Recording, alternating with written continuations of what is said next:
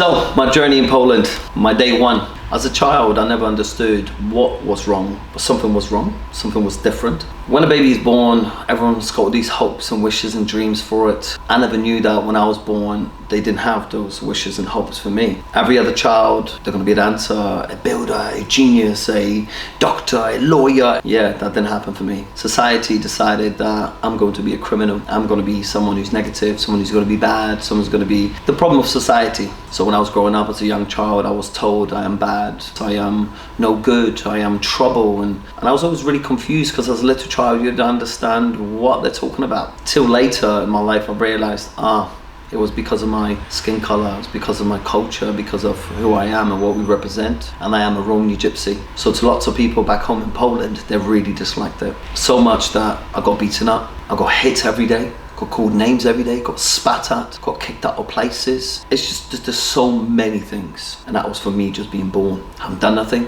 I was just an innocent child. Yet they perceived me as a very terrible thing. So then we came over to England because of all the racism and everything that happened back home. And there were some horrific things. I mean, if we made it into a film, most people would stop after the first 15 minutes because it was so horrific. And I lived that life, and that was my experience. So then we came to England because we were told that we can have a better life. So when I arrived in England, of course I was hopeful.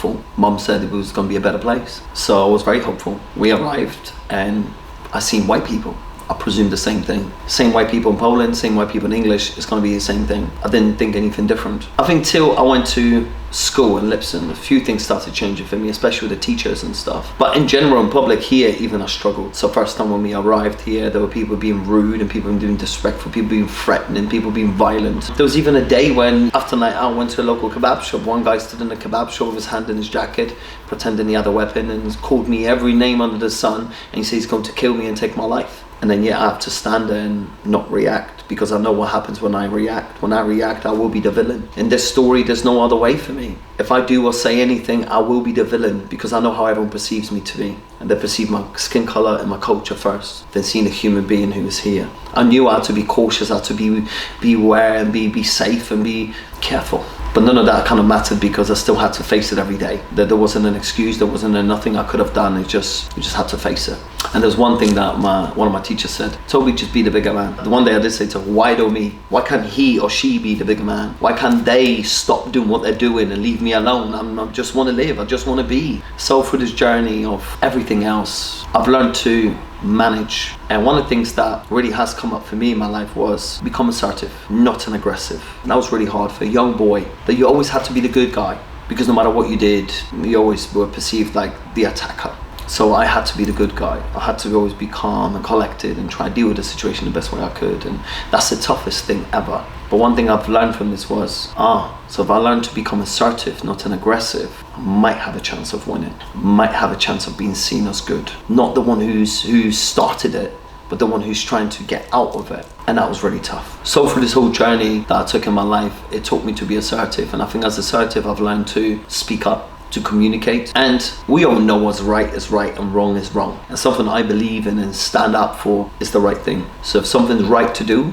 I will stand for it. I'll stand up and I won't move. And if something's wrong, it's wrong. And I'll stand against it. And something that's really important to me is standing by my morals and principles. So during my journey of the hardship and struggle, I know what it feels like not to be liked. So whenever people go through that situation, I'm there with them and I support them because I know what it feels like. When someone's being physically or verbally attacked, I know what it feels like, so I'm there supporting them and encouraging them. One of the things I've learned from my entire journey is to be there for the people because there was no one for me.